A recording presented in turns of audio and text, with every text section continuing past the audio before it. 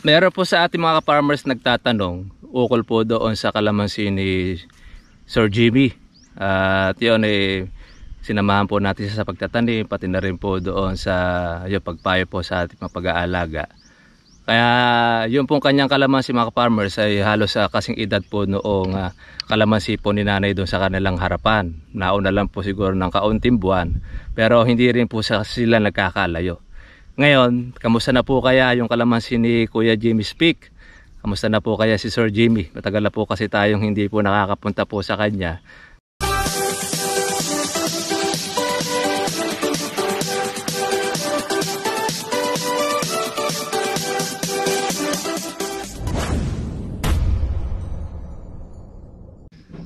Kumusta na po mga katribya? Welcome po kayo sa aking YouTube channel. Maraming salamat po sa lahat po ng mga sumusubaybay ng ating pong vlog. Hindi po tayo nakapag-vlog po kahapon. Nagkaroon ng problema po ang ating Facebook account. Hanggang ngayon po ay nire-recover pa. Kasi nagkaroon po ng problem po ang ating cellphone. Nasira po yung ating LCD. At yun na nga, at kapapagawa pa lang po natin ng LCD. Kaya hindi po tayo ilang araw na nakapag-upload ng ating video.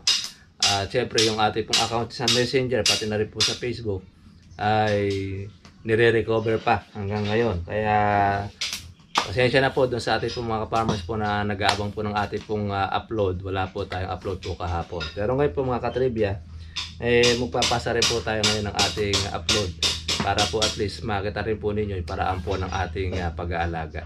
Ngayon po mga ka-farmers, follow up lang po natin yung ating pag-spray po ng ating para naman ito sa bunga at gayon din po sa ating bulaklak.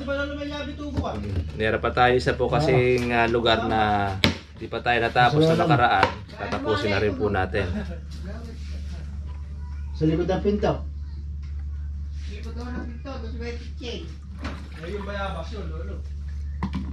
Yan. Kaya mag-spray po tayo ngayong araw na ito mga farmers.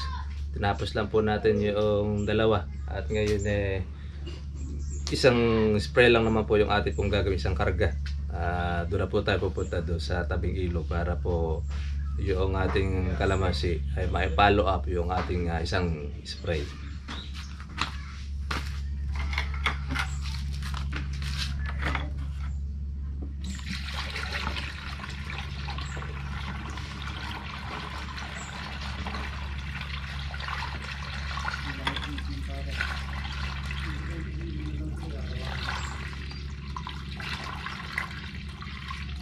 Hindi mo bakit ikari ko rin. Patay kayo hindi na ilog. Kayo akin na kayo. May ikram na kaya. Ako, banana chips.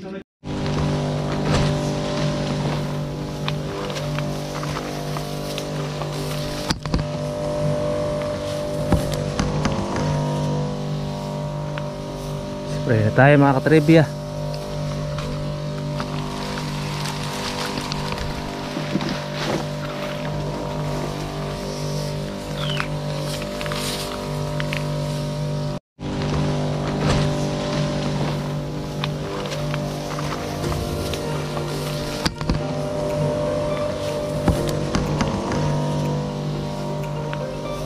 Spray na tayo mga katribya.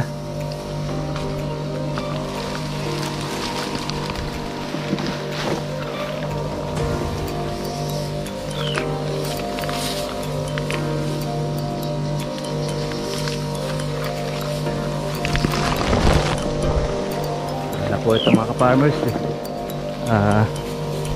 kulob na, dikit-dikit na. Yung pagitan ng ating kalamansi ay abot na halos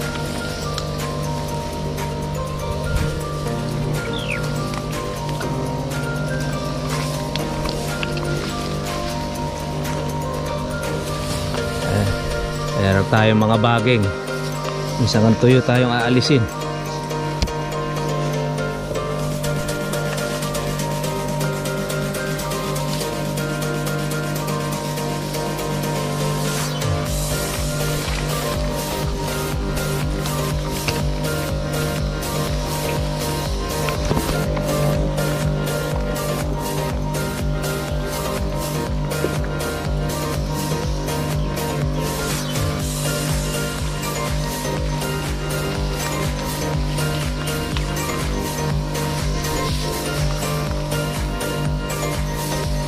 Meron po tayo mga bulaklak. Iba labas na.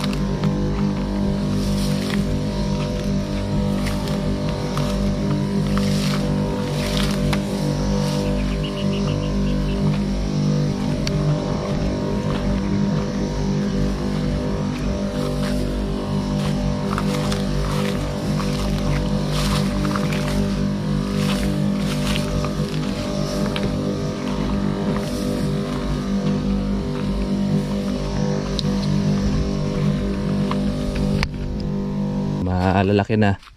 Tinanamin po uli ng ating ka-farmers po ng sitaw. Pangalawang tanim niya po niya ito ng sitaw. At yun, yun po kanyang mga ilang mga tulos ay kanyang babaguhin. Kamo kasi ito ay unang gamit, halos pangalawang gamit, baka halos na ito ay gato na itong kahoy na ito. Kaya obligado niya tulosa uli ng panibago. Yun pa rin yung dati niyang panulos yan. Kaya lang medyo mababa na dahil mga yan po mga katribye panulos na luma na, nagato na. Ito mga katribye, naiwan ito. Ito kumisan mga katribye, nandun po sa punla po yung kinagaganda ng kalamansi tsaka rin po sa pag-aalaga. Pagka po mga katribye maganda po yung punla na ate pong makuha, mabilis, maganda rin po ang pulas ng kalamansi. Ito mula po ito mga katribya po sa ating medium size, pero maganda na po yung kanyang resulta, malalaki na. Ito, mahigit 6 na buwan pa lang ito mga katribya. So sabihin nasa kalahating taon na ito pong ating kalamansi, pero ganun pa man malalaki na rin po siya. Meron pong ilang mga pula po natin mga maliliit, pero hahabol din po yan. Ganun din po dito Tingnan nyo mga ka-farmers po yung pagkakaiba po nito. Mas magaganda rito at malalaki yung ating kalamansi. Dito po medyo naiwan po ng kaunti mga ka-farmers. Kung mo kasi ito mga ka-farmers hindi po masyado maganda lupa. Dito maganda ang lupa rito, kaya kita ninyo po yung bulas Ang ganda ng bulas niya. Malalaki na timano, malabong na. Akala mo isang taon na po yung mga katribya, oh. Akala mo parang isang taon na itong ating kalamansi. Dahil maganda na po ang bulas. Ito, kalahating taon pa lang ito mga ka-farmers. Yan. Kaya po yung punla po natin, kaya yung ating po mga kaibigan na kung saan po ay kumukuha po sa atin ng punla, kasi sigurado po tayong bago, hindi po luma. Kasi mga ka-farmers, yung pong ating kalamansi, kung kasi tayo ay rekta tayo nakakakuha sa ating supplier, at kabisado na po natin, kaya binibigyan tayo ng mga bagong punla. Pag po kasi mga ka-farmers nakuha po natin ay ang punlang laos, lalo na pag luma na po yung punla at namurahan kayo, kayo rin po ang magsasuffer sa bandang huli. Dahil sa halip ng kalamansi ninyo ay papalaki, ayun, papangit, hindi rin po papaganda. Kaya nasa punla rin po yung mga katribya. Punla, nasa lupa, at kayo din naman sa pag-aalaga. Yun ang lalong mas mahalaga, ang pag-aalaga. Kung halimbawa, okay ang yung lupa, okay naman ang yung trabahador, kung yung punla naman natin mga ka-farmers po ay laos na at pangit na, dyan na po nagmumula po mga katribya po yung mga kotsok o yung mga maliliit. Ito, ang ganda po ng kanya, oh. Ganda ng kanyang bulas. Kaya meron na po tayong panunod. Pag tumanda na po yung kabila natin, meron naman po tayong bago na kalamansi. Ito. Ayan. Ito mga ka-farmers, hindi po pantay itong ating lupa na ito. Pero nagagawan po natin ito ng paraan para mapantay, papalahin po ito. Yeah, pinala lang po yan para po pumantay, pumatag, para at least pagpapatubig, maabutan din po yung ating kalamansi. Tapos, yung pong tanim po rito sa palahong gilid, matutubigan din. Yan ang purpose pagka po mayroong pala. Kaya pinapala o pinapaararuhan para kitang-kita nyo yung daanan po ng tubig. Ayan. Ito yung ating kalamansi. Isipin nyo, magkasabay lang po ito halos tinanim. Pero tingnan nyo po, magkaiba po ang itsura. Isa lang din po nag-alaga. Pero mas malalaki nandito, oh. Ito naman po medyo maliliit. Mas maganda sa gawin rito kasi nasa lupa. Ayan. Okay po mga ka-farmers, yan po yung ating ipinakikita lamang po sa inyo. Napakahalaga po noong ating pagbili po ng punla. Di bali po mga katribya, yung punla po natin medyo may kamahalan, basta bago lang naman at saka bata po siya, wala pong magiging problema. Ganda po ng bulas nito mga ka-farmers po ng ating kalamansi. Ayan. Meron po sa ating mga ka-farmers nagtatanong ukol po doon sa kalamansi ni Sir Jimmy. At yun sinamahan po natin sa pagtatanim, pati na rin po doon sa yung pagpayo po sa ating mga pag-aalaga. Kaya yung pong kanyang kalamansi mga farmers ay halos kasing edad po noong kalamansi po ni nanay doon sa kanilang harapan. Nauna lang po siguro ng kaunting buwan, pero hindi rin po sila nagkakalayo. Ngayon, kamusta na po kaya yung kalamansi ni Kuya Jimmy Speak? Kamusta na po kaya si Sir Jimmy? Matagal na po kasi tayong hindi po nakakapunta po sa kanya, na minsan baka naman napagkakamalian ng iba, pampahatak po tayo ng views pagka po tayo pumunta sa iba nating kaibigan. Kaya kuminsan nililimitahan na rin po natin ang pagpunta doon. Siyempre, umiiwas na rin po tayo doon sa pandemic. Siyempre, ayaw rin po natin halimbawa kung tayo man po yung may COVID o di man yung sa may banda na yon, at least ay maiwasan po natin yung pagkakasakit. Kaya medyo limit po tayo sa ating pagpasyal po doon sa ating kaibigan. Dahil naman po natin ang COVID, hindi naman po natin nakikita po yan, yung pong virus. Kaya pagka naging affected ka nito, mararamdaman mo na lang, lalagnatin ka. Kaya para po doon sa ating mga subscriber po ni Kuya Jimmy Speak na nagtatanong po noong kanyang kalamansi, hindi pa po natin nadadalaw po siya. Kasi alam ko may 1 taon na rin po yung kanyang kalamansi. At maasa rin kami sana po ay maging maganda yung kanyang yung resulta ng kanyang pag-aalaga. Although nagkaroon lang po mga katribe po ng problema po doon sa pagpili ng kanyang punla, dahil nung una pa man ay talagang nasabi na po natin noon na hindi po maganda ang punla ang nakakuha po ni Sir Jimmy. Karamihan po talaga doon ay talagang halos lahat pa ay mga laos.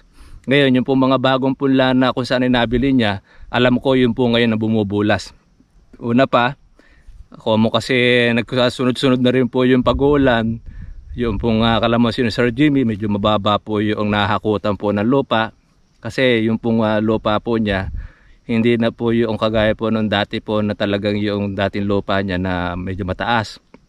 Ang nangyari po pala doon, hindi po pantay. Merong lugar na mababa, may lugar po na mataas. Yung lugar na mababa, yun naman po yung pinahakutan po noong kanyang biyanan. Kaya yung mga lugar na kung saan nandun sa parte po na mababa na kalamansi, nagkamatayan. Ngayon naman po tinataniman po ni Sir Jimmy po ng upo, tinaniman po niya ngayon ng sitaw, pati na rin ng okra. At least po naman gulay siya at napapakinabangan at umaani po si Sir Jimmy. Ngayon po yung kanya naman pong kalamansi, di pa po natin nakikita po kung ano po yung resulta o itsura ng kanya. Kaya malay natin mga kaibigan, mga ka-farmers, ka-trivia, isang araw rin po ay papasyalan din po natin yung ating kaibigan. Kaya lang po medyo mahigpit lang po ngayon at marami po kasi ngayon nagkaka-COVID. Kaya umiiwas din po tayo. Pero ganoon pa man, nakatutok pa rin po tayo doon sa channel po ni Sir Jimmy. Kaya kamusta na rin po si Kuya Jim sa inyo pong pag-vlog. Maraming pong salamat po sa inyo na yun na nga ang ating pong ka-farmers, ang ating ka-trivia, na marami rin po tayo naging subscriber na galing din po kay Sir Jimmy. Kaya Sir Jimmy, bagamat po kami po makarating po dyan, pero naka-monitor din po tayo. Pati rin po si tatay, naka-monitor din po sa inyo, lalo na po pagdating po doon sa kalamansi. Kasi isa rin po yan doon sa ating naipangako na hindi natin pababayaan ang ating kaibigan, si Sir Jimmy. Hindi lang po tayo makapunta ron dahil pandemic po. Kabagamat medyo maparas lang po tayo kami ng bayan, kaso nga lang syempre nag-iingat na rin po tayo. Lalo na po ngayon, panahon po na talaga ng COVID ay napakarami po nagiging affected po ng COVID po na yan, mga ka-farmers. Kaya payo po natin sa ating mga kaibigan, yung ating health protocol, huwag po natin kalilimutan. Lagi na po natin napapanood. Face mask, face shield, hindi po talaga kailangan po talaga yan ay nakasuot po, lalo na pagka tayo po ay alis. Siyempre yung ating alcohol. At kung sakali man po mga katribya na tayo po ay makaramdam po ng sintomas, kasi kahit man po kami mga katribya, yung aking pong buong pamilya nakaranas din po ng sintomas po na yun ng COVID. Pero awa naman po ng Diyos na yun, nag-steam din kami mag-asawa. At tapos gumaling na rin po yung ating pong anak, ating misis.